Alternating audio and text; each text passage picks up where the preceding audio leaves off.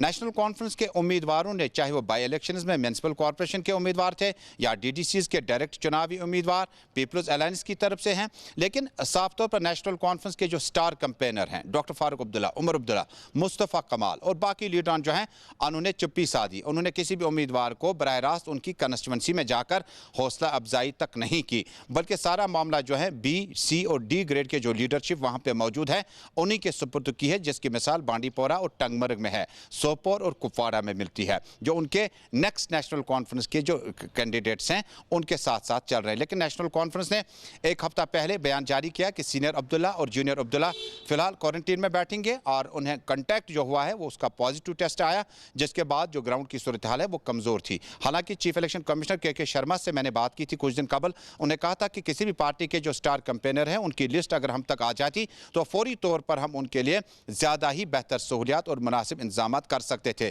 लेकिन महबूबा मुफ्ती और बाकी लीडरान जो पीपल्स डेमोक्रेटिक पार्टी की हैं, खुर्शीद आलम डिस्ट्रिक्ट प्रेसिडेंट श्रीनगर, आज उन्होंने अपना दरबार सजाया त्राल में। जतिंदर सिंह जो कि स्टार कैंपेनर है, उन्होंने अपना दरबार साउथ कश्मीर में सजाया। इसी तरह कुपवाड़ा महबूबा मुफ्ती शायद ताज़ियती जलसे में शिरकत करने के लिए जा रही है। मुझे लगता है कि स्टार कैंपेनर्स ने आपकी बार 370-35A के हाशिए में और इसके साए में मुझे लगता है कि उन्होंने इसका लो प्रोफाइल कैंपेन जो रखा, लेकिन लीडरान को बताया और लीडरान को मैसेज दिया। हालांकि उनके एड कैंपेन भी कम चल रहे हैं, बल्कि नहीं होने के बराबर चल रहे हैं। हालांकि वो चाहते हैं 370 और उसकी सादगी और उसका मलाल जो मेन स्ट्रीम लीडरान को है 35 से हटने का, वो भी अपनी जगह बचा रहे और उम्मीदवारों के हक में भी लोग वोट करें। लेकिन उतना ज़्यादा इंथुसियाज्म हमने मेन स्ट्रीम पार्टियों में नहीं देखा, सिवाय भारतीय जनता पार्टी के स्टार कैंपेनर्स की तरफ से।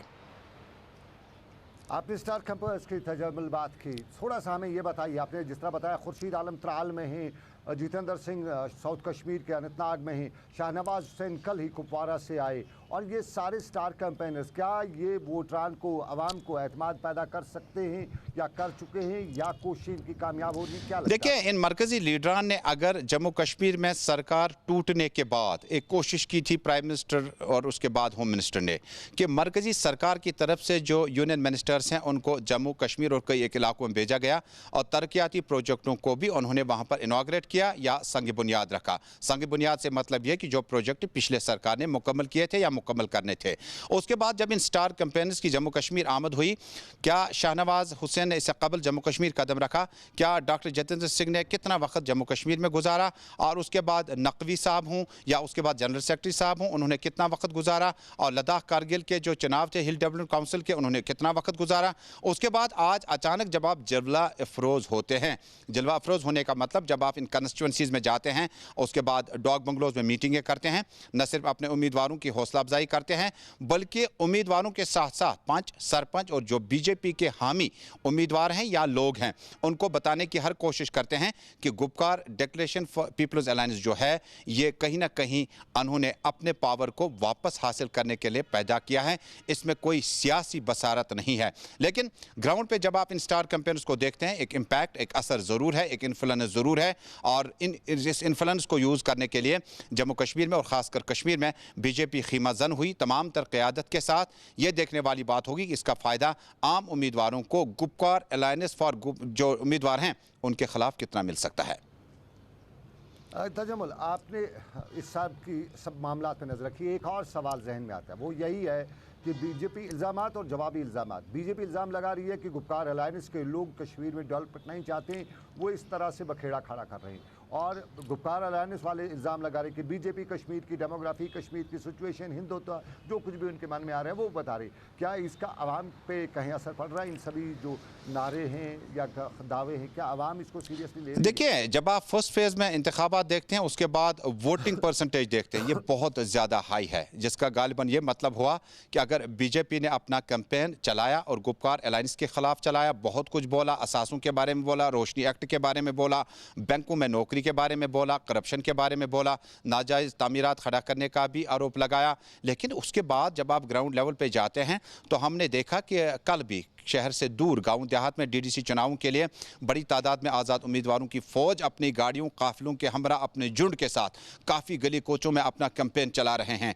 ग्राउंड लेवल पर जब हमने आम आदमी से जाननी चाहिए, उनकी राय जाननी चाहिए, तो बेशतर लोग ये जानते हैं कि गुपकार अलायंस फॉर जो भी मामला जम्मू कश्मीर में हैं, people's alliance for Gupkar declaration के जो मामला आसपास हैं, ये पहला इलेक्शन है जब नेशनल कॉन्फ्रेंस के खिलाफ पीडीपी नहीं बोल रहा है। ये पहला इलेक्शन है जब कांग्रेस उम्मीदवार जो है मुफ्ती मोहम्मद सईद या उनकी बेटी के खिलाफ नहीं बोल रहा है। ये पहला इलेक्शन है जब पीपल्स कॉन्फ्रेंस, नेशनल कॉन्फ्रेंस और पीडीपी के खिलाफ नहीं बोल रहा है। ये एक जाविया है इस पूरी कहानी का। लेकिन दूसरा जाविया यह है कि गुपकार अलायंस के खिलाफ जितना हो सका बीजेपी ने मोर्चा संभाला और जुबान का इस्तेमाल करके लोगों को पूरा यकीन दिलाया कि इन लोगों को पावर हासिल करने के लिए अलायंस है। अगर पावर हासिल करने के लिए नहीं था तो उस वक्त ये कैसे बिखर गए जब 4 अगस्त के बाद किसी एक लीडर ने इज्तिमाई राय दी थी कि सारे लोग जो हैं एक ही प्रोग्राम देंगे। उस वक्त बिखर क्यों गए? उस वक्त पीएम के साथ मीटिंगें क्यों हुई? उसके बाद मामला कैसे चले?